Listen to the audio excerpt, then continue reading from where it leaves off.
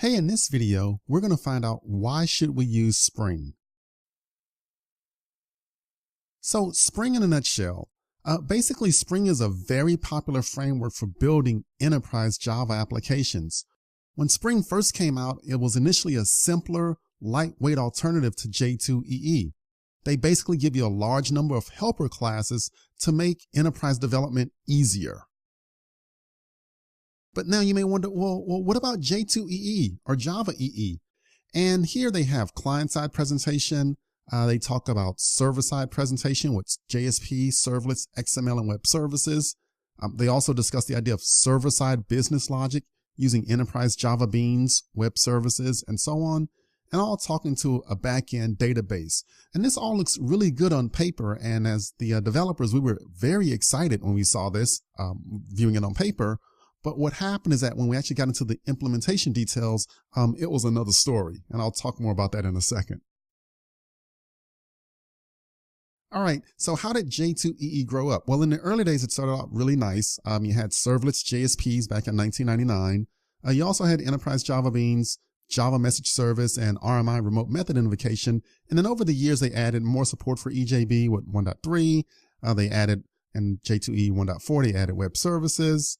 And Java EE5, they kind of renamed it a bit. So it's Java Enterprise Edition 5. They dropped the J2EE thing. And they added some ease of use for EJB3, JPA, JSF, JAXB, and JAX WS for web services. And then with EE6, again, they pruned, meaning they got rid of some stuff that didn't work, mainly some of the EJB problems. And also they made it easier to use, so on and so forth. They added support for CDI, context dependency injection. And then finally in Java EE7, they added support for JMS version 2, batch, concurrency, WebSockets, and so on. So that's kind of how J2EE grew up over time. So servlets and JSPs were like the initial popular items, and then they started adding other things along the way. Now, the one thing that they added along the way was enterprise Java Beans. And so EJB is like your cousin or your family member that you just don't really like because they just mess things up for everybody. So the early versions of enterprise Java Beans, versions 1 and 2, were extremely complex to develop. You had to create these XML deployment descriptors. You had to define multiple interfaces. So like we have on this diagram here, to create a bean class, you had to have a home interface and then a component interface. And you basically had like 3 or 4 .java files just for an actual bean implementation. So just a lot of work. It was really clunky for a developer to write all of this code. It was very tedious and very error prone.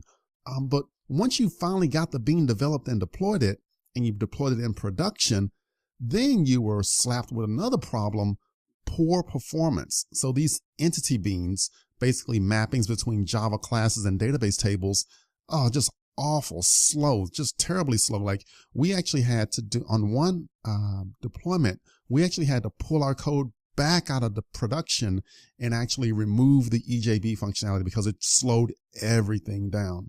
And so what happened over time is that a lot of developers started to continue to do J2EE, but they actually would do it without enterprise Java Beans. And so this kind of caught on with other development teams too, and pretty much a lot of folks were doing it. So this one fellow, Rod Johnson, he actually wrote this great book called J2EE Development Without EJB. Okay, so EJB was very popular at one point, and then it fell out of favor. And so he pushed that out, and they also started working on the Spring framework. And so they released another book, Java Development with the Spring Framework.